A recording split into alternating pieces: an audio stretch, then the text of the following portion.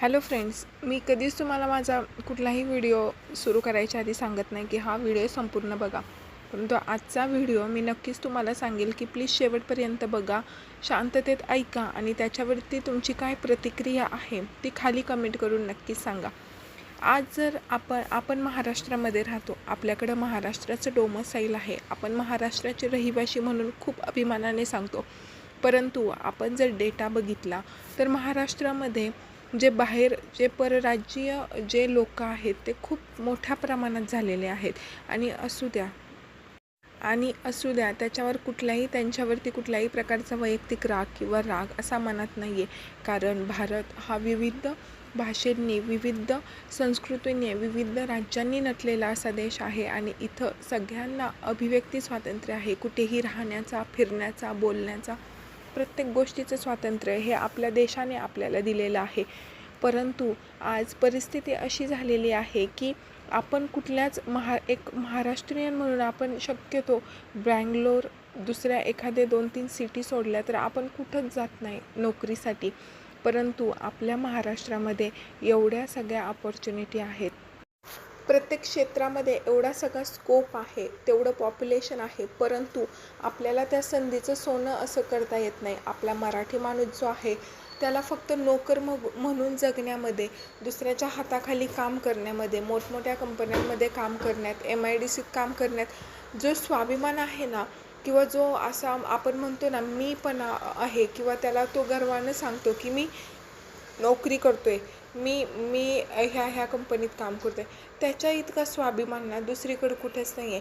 आज आपण 4-4 वर्ष शिक्षण घेतो, त्या शिक्षणासाठी जवळजवळ 10-10 लाख रुपये आजच्या डेटनी जर आपण विचार केला तर 10-10 लाख रुपये आपण खर्च करतो. आणि आपण नोकरी कितीची करतो? 15, 20, 25 याच्या व्यतिरिक्त आपल्याला पगार भेटत नाही. म्हणजे खूप कमी लोक आहेत की ज्यांना म्हणजे लाखांमध्ये पॅकेज मिळतं आणि लाखांमध्ये पगार मिळतो.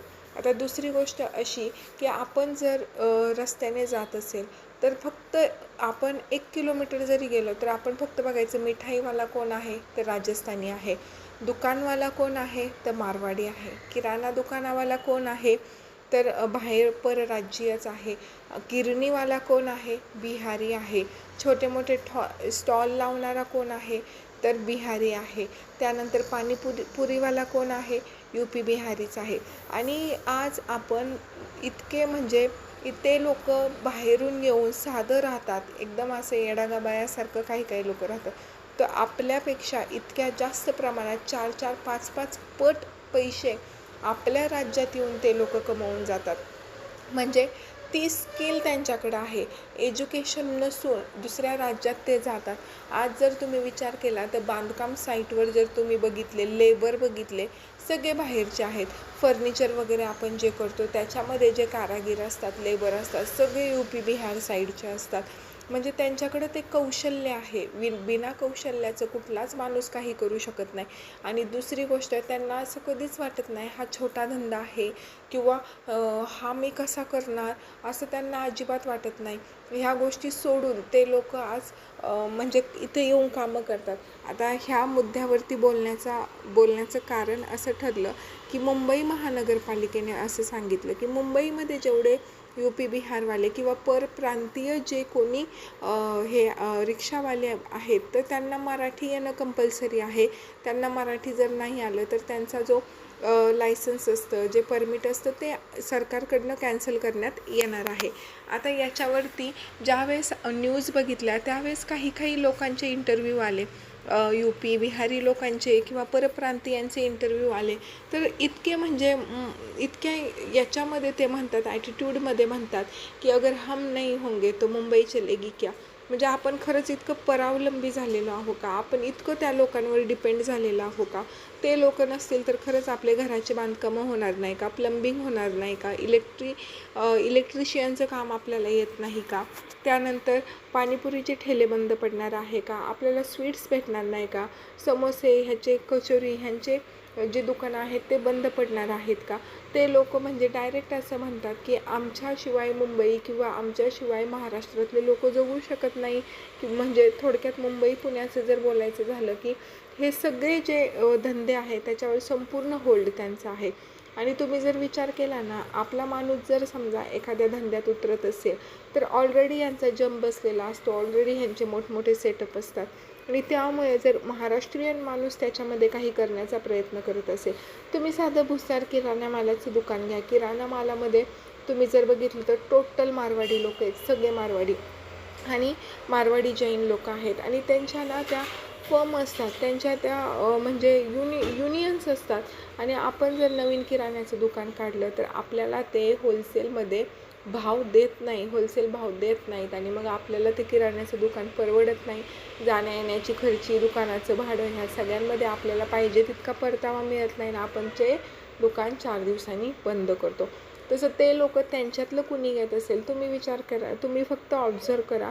ह्या चौकामध्ये जर समजा एखाद्या राजस्थान्याचं दुकान असेल तर पुढच्या चौकामध्ये लगेच त्याच्या मेहुण्याचं, भावाचं, म्हणजे अशा पद्धतीने ते लोक त्यांच्या इकडची लोक इकडं आणतात की ये इकडं आपण सगळे मिळून पैसे कमवू.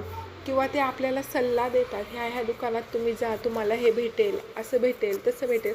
परंतु तीच जर गोष्ट आपल्या महाराष्ट्रामध्ये किंवा आपल्या मराठ्यांमध्ये जर बघितली, आणि हे इतिहासपूर्व म्हणजे इतिहासात आपण ह्या नोंदी बघितलेल्या आहेत की मराठी माणूस पुढं गेलेला जास्त करून देखवत नाही.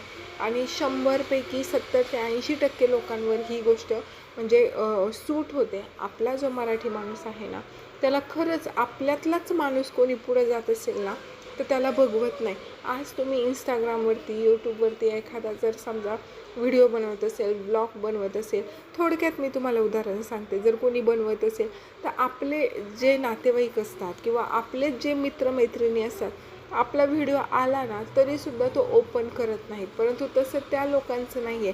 आपल्यातला कोणीतरी मोठा होतो आहे तर त्याला सपोर्ट ते लोक करतात आणि त्याला लवकर मोठा करतात. तसं ही जी मानसिकता आहे ही आपल्या महाराष्ट्रीयन लोकांनी बदलली. आणि नोकरीतून धंद्यामध्ये जर गेले, धंदा म्हणजे लगेचच लाखोंचं भांडवल टाकायचं असं नाही, परंतु खूप छोटे छोटे असे धंदे आहेत, साईड बाय साईड बिझनेसेस आहेत की ज्याचं जर आपण नॉलेज घेतलं आणि ते गोष्टी केल्या तर त्यातनं आपल्याला प्रॉफिट नक्कीच मिळू शकतो. पण याच्यामध्ये असं पण आहे की आपल्या घरचेसुद्धा आपल्याला त्या प्रमाणात जितकं नोकरीसाठी सपोर्ट करतात तितकं धंद्यासाठी सपोर्ट करत नाहीत. त्यामुळे आपण मराठी माणसाने, महाराष्ट्रीयन माणसाने जर परप्रांतीय आपल्या डोक्यावरती नाही का म्हणजे हावी होणार नाही याच्या अगोदर स्वतःसुद्धा काही धंद्यांमध्ये उतरून आपण स्वतः मराठी माणूस पुढं येणं आणि मराठी माणसाने त्याचं जे विश्व आहे, साम्राज्य आहे ते उभा करणं फार गरजेचं आहे.